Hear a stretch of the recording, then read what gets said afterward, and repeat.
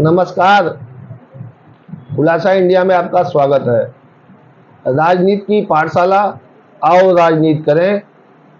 आज हम दूसरे चरण का जो मतदान होने जा रहा है, उत्तर प्रदेश की 80 लोकसभा सीटों में 8 सीटों पे दूसरे चरण का मतदान होगा और वो मतदान 26 अप्रैल यानी कल होगा। तो जो कल मतदान होगा उसमें हम आपको अमरोहा संसदीय सीट के बारे में आज उस पर चर्चा करेंगे, बताएंगे कि वहाँ की क्या स्थिति है, वहाँ का चुनावी समीकरण क्या है, जातीय स्थिति क्या है और कौन कब चुनाव वहाँ पे जीता, सबसे पहले चुनाव कब हुआ, ये सब सारी जानकारी आपको हम आओ राजनीति करें में बताएंगे। तो अमरोहा की बात करें तो अमरोहा का सबसे पहले इतिहास हम लोग जान ले, समझ ले कि अमरोहा किसके लिए फेमस है। अमरोहा में आम और कपास की खेती की जाती है और ये आम और कपास अमरोहा का फेमस है, जिसे अमरोहा जाना जाता है। यदि अमरोहा का नाम लिया जाता है तो वहाँ का आम और कपास तुरंत जहन में याद आ जाता है। तो अमरोहा के बारे में हमारे आपको बताना चाह रहे हैं। यहाँ पे मशहूर शायर जॉन एलिया इस धरती पर पैदा हुए थे, इसलिए भी अमरोहा उनके नाते भी प्रसिद्ध है। तो अमरोहा में कृषि मंडी भी है और वस्त्र और मिट्टी के बर्तन और चीनी मिलें भी हैं। तो मुस्लिम बाहुल ये सीट है अमरोहा की, जिस पे हम चर्चा कर रहे हैं। और 1952 से लेके 1971 तक इस सीट पर 3 बार कांग्रेस का कब्जा रहा और 2 बार सीपीआई का। तो हम सबसे पहले ये बताना चाहेंगे कि 1952 में जब देश में आम चुनाव हुआ तो उस सीट पर उस आम चुनाव में कौन चुनाव जीता, यानी अमरोहा का सांसद पहला कौन बना। तो कांग्रेस के उम्मीदवार हिफ्जुर रहमान 1952, 1957 और 1962 में ये सांसद 3 बार लगातार हैट्रिक मारकर सांसद अमरोहा के बनते रहे। अब हम 1967 की बात करते हैं। 1967 में यहाँ पे सीपीआई के उम्मीदवार इसाक संभली और 1971 यानी 2 बार चुनाव सीपीआई यहाँ पे जीती अमरोहा से। अब 1977 में जब देश में आपातकालीन स्थिति इंदिरा गांधी प्रधानमंत्री रहती हैं, लागू करती हैं, तो कांग्रेस की पूरे देश में फिजा खराब होती है, माहौल खराब होता है। तो जनता पार्टी अमरोहा से अपना उम्मीदवार चुनाव जिताने में, अपना परचम लहराने में कामयाब रहती है और चंद्रपाल सिंह 1977 में अमरोहा से सांसद बनते हैं जनता पार्टी से। और 77 में ही नहीं, 1980 में भी चंद्रपाल सिंह दोबारा यानी 2 बार सीपीआई और 2 बार जनता पार्टी और 3 बार कांग्रेस। ये 1980 तक की स्थिति हम आपको बताएं। अब बात करते हैं 1984 पर। 1984 क्योंकि 1984 में प्रधानमंत्री इंदिरा गांधी जी की हत्या हो जाती है, राजीव गांधी के हाथ में कमान आती है और एक सहानुभूति की लहर देश में दौड़ती है और अमरोहा से 1984 में पुनः कांग्रेस का उम्मीदवार जीतता है और रामपाल सिंह वहां के सांसद बनते हैं। अब 1989 में फिर से माहौल खराब होता है कांग्रेस का। बीपी सिंह के नेतृत्व में देश में चुनाव हुआ। जनता पार्टी उस समय जो है काफी जोश खरोश से अपने उम्मीदवारों को उतारी चुनाव मैदान में और 1989 में ये कांग्रेस से ये सीट अमरोहा की फिर से जनता दल के उम्मीदवार ने छीन ली और हरगोविंद सिंह वहां के सांसद बने। अब साल 1991 मतलब उस दौरान बहुत जल्दी जल्दी चुनाव हुआ करते थे।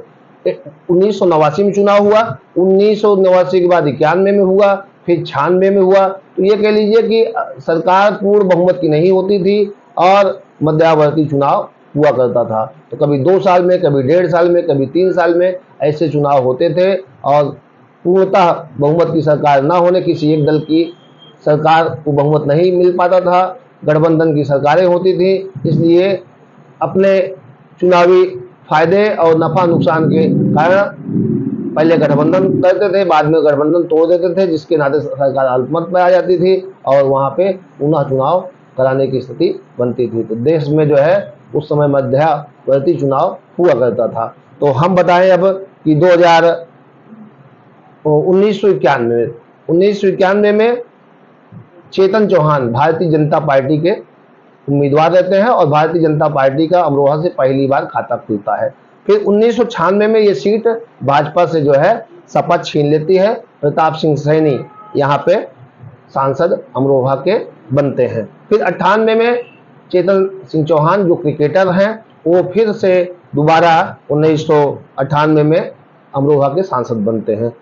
और वहीं 1999 में जो है बसपा अपना खाता खोलती है, राशिद अलवी बसपा के सांसद बनते हैं। फिर अमरोहा ऐसी मतलब संसदीय सीट निकली जहां पे 2004 में सभी दलों को छोड़कर वहां की मतदाता एक स्वतंत्र उम्मीदवार यानी निर्दलीय, बहुत कम ऐसे संसदीय सीट होती हैं जहां के मतदाता उम्मीदवारों को नकार देते हैं और राष्ट्रीय पार्टियों के और निर्दलीय उम्मीदवार को चुनते हैं। विधानसभा में तो देखने को मिल जाता है, पर लोकसभा 5 विधानसभाओं से मिलकर बनती है और काफ़ी क्षेत्र बड़ा होता है, मतदाता अधिक होते हैं, निर्दलीय चुनाव जीतने की स्थिति नहीं रहती है।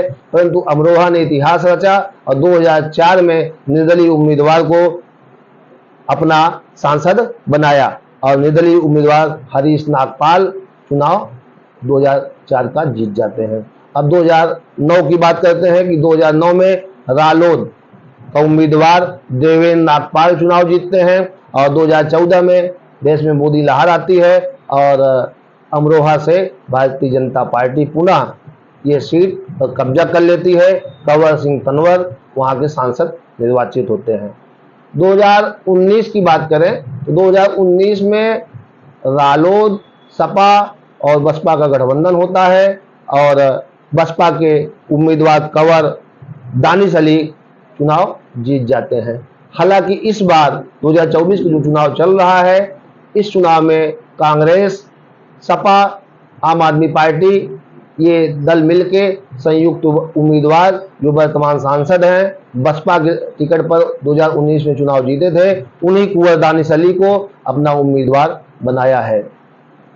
अमरोहा में मायावती जी अपने उम्मीदवार के लिए जनसभा की और उस जनसभा में क्षेत्र के मतदाताओं को धन्यवाद दिया और इस बात पर अफसोस जताया कि उन्होंने गलत उम्मीदवार का चयन कर दिया था। आप लोग भी उस उम्मीदवार को निर्वाचित किए, अपना वोट दिए और उसे सांसद बनाए। ना उसने क्षेत्र में काम किया, ना उसने पार्टी हित में काम किया, यानी बागी हो गए और दूसरे दल में जाकर इस बार चुनाव में वो चुनावी मैदान में सपा और कांग्रेस के उम्मीदवार के रूप में मैदान में चुनाव लड़ रहे हैं।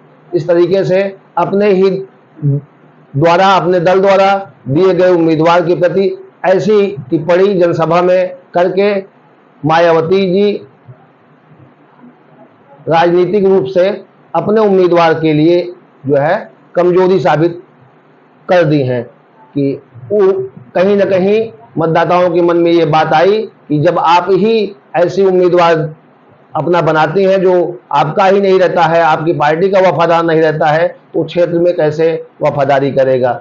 इस तरह से बसपा का जो उम्मीदवार रहता है उसको नुकसान उठाना पड़ सकता है अमरोहा से। तो अब हम बात करते हैं कि अमरोहा की क्या स्थिति रहती है, कितनी वहाँ पे विधानसभाएं हैं जिसको मिलाकर लोकसभा ये अमरोहा सीट बनाई गई। तो हम आपको बता दें धनौरा, नौगावा सादात और अमरोहा, हसनपुर, गढ़मुक्तेश्वर ये 5 सीटें हैं जिसको मिलाकर अमरोहा संसदीय सीट का गठन किया गया।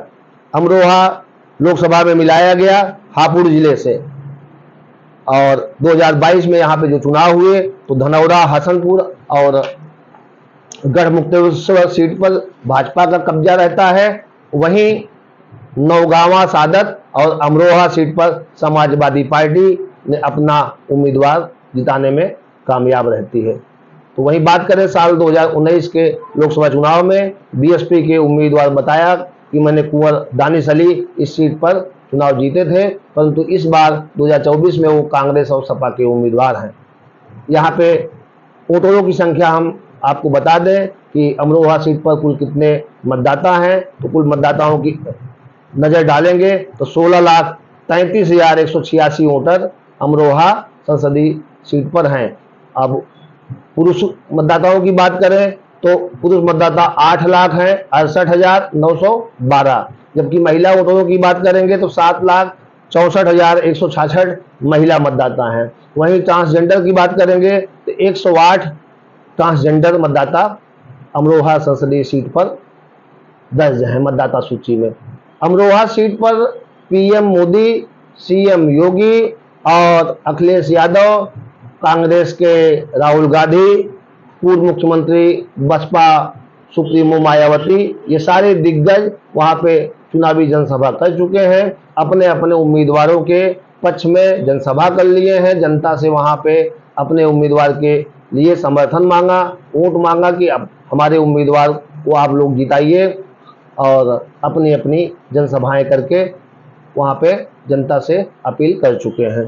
तो ये अमरोहा संसदीय सीट का आपको हमने इतिहास और मतदाता, विधानसभा, सारी चीज़ें बनाई और बताई कि यहाँ की ये स्थिति रही। अब 2019 में हम आपको बताते हैं कि बीएसपी के कुंवर दानिश अली को कितने वोट मिले थे। 6,01,082 वोट उन्हें मिले थे, और बीजेपी के कंवर सिंह तनवर को 5,37,834 वोट मिले थे। इस तरीके से 63,248 वोटों से कुंवर तनवर सिंह को शिकस्त बसपा उम्मीदवार ने दी थी। वहीं तीसरे नंबर पर कांग्रेस उम्मीदवार सचिन चौधरी रहे, जिन्हें 12,510 वोट ही महज मिल सके थे। अब 2014 पे आते हैं। 2014 की स्थिति अमरोहा संसदीय सीट पर क्या रहती है। 2014 में यहाँ पे बीजेपी के उम्मीदवार कुंवर सिंह तनवर सपा के हुमैरा अख्तर को 1,60,000 वोटों से हराते हैं। कुंवर सिंह तनवर को कुल 5,28,880 वोट मिलते हैं, जबकि सपा के हुमैरा अख्तर को 3,70,666 वोट मिलते हैं। तीसरे नंबर पर बसपा उम्मीदवार फरहत हसन थे, जिन्हें 1,62,983 वोट ही मिलते हैं। अब हम आते हैं 2009 के नतीजों पे कि 2009 में किसे कितने वोट मिले थे। अमरोहा संसदीय सीट पर राष्ट्रीय लोकदल के देवेंद्र नागपाल यहाँ पर जीत दर्ज करते हैं। देवेंद्र नागपाल सपा के महबूब अली को हराते हैं। देवेंद्र नागपाल को 2009 के लोकसभा चुनाव में 2,83,182 वोट मिले थे। वहीं सपा के महबूब अली को 1,91,099 वोट मिले थे। तीसरे नंबर पर बसपा के मदूद मदनी थे। मदूद मदनी को 1,70,396 वोट मिले थे। अब 2004 पर हम नजर डालते हैं कि 2004 पर क्या स्थिति अमरोहा की रहती है। 2004 में अमरोहा की मतदाता ने इतिहास रच दिया। सारे राजनीतिक दलों, राष्ट्रीय क्षेत्रीय दलों को नकार दिया और वहां पे निर्दलीय उम्मीदवार को अपना भाग्य विधाता बना लिया और उसे अपने मतों से सांसद बना दिया। बहुत दिलचस्प वहां का 2004 का चुनाव रहा। यहाँ निर्दलीय प्रत्याशी के रूप में हरीश नागपाल रालोद और बसपा नेताओं को हराया था। हरीश नागपाल को 2,87,522 वोट मिले थे। दूसरे नंबर पर आरएलडी प्रत्याशी महमूद मदनी रहे, जिन्हें 2,69,638 वोट मिले थे, जबकि तीसरे नंबर पर बसपा प्रत्याशी अली हसन थे, जिन्हें 1,68,698 वोट मिले थे। ये हम आपको बताए अमरोहा संसदीय सीट का इतिहास, भूगोल, वहाँ का जातीय समीकरण, ये सारी बातें आपको हमने एक एक करके बताई। 26 अप्रैल को दूसरे चरण में अमरोहा संसदीय सीट पर चुनाव होने हैं और मतदाताओं के लिए अब कुछ ही घंटे बचे हैं। उम्मीदवारों के द्वारा तरह तरह के लुभावने वादे किए गए होंगे। राष्ट्रीय पार्टियों के जो चुनावी मैनिफेस्टो होते हैं, घोषणा पत्र, उन्हीं से वो उम्मीदवार बने रहते हैं। मतदाताओं की भावनाओं और उनकी ज़रूरतों को वो नज़रअंदाज कर देते हैं चुनाव जीतने के बाद। वो चाहे जिस दल के नेता हों, क्योंकि वो पार्टी के अपने चुनावी मैनिफेस्टो से बंधे होते हैं। ऐसे में मतदाताओं को चाहिए कि जिसे वो चुने उससे अपना चुनावी मैनिफेस्टो तैयार करना चाहिए और उस पर अमल करने के लिए उस उम्मीदवार को मजबूर करना चाहिए। तभी वहाँ का विकास हो सकता है, तभी वहाँ के क्षेत्र की तरक्की हो सकती है। तो और मतदाता और उम्मीदवार के बीच में सामंजस्य भी बना रहता है। तो राजनीतिक दल जो अपना चुनावी मैनिफेस्टो पूरे देश के लिए लागू करते हैं, वो उस क्षेत्र पे कभी-कभी नुकसानप्रद साबित होता है। इसलिए मतदान देने से पहले अमरोहा संसदीय सीट के लिए खुलासा इंडिया अपील करती है कि जो भी प्रत्याशी चुने सोच समझ कर चुने और वोट जरूर दें। ये आपका मौलिक अधिकार है। बिना वोट दिए भी आप ये सोचें कि घर में बैठे रहेंगे, मतदान तो हो ही जाएगा, कोई ना कोई जीत ही जाएगा, तो ये आपका सोचना गलत है। इसलिए आपसे पुनः अपील खुलासा इंडिया करती है कि आप घर से उठिए, सबसे पहले मतदान केंद्र पर जाइए, अपने अपने बूथ पर अपने मताधिकार का प्रयोग करिए, फिर आकर जलपान करिए। धन्यवाद।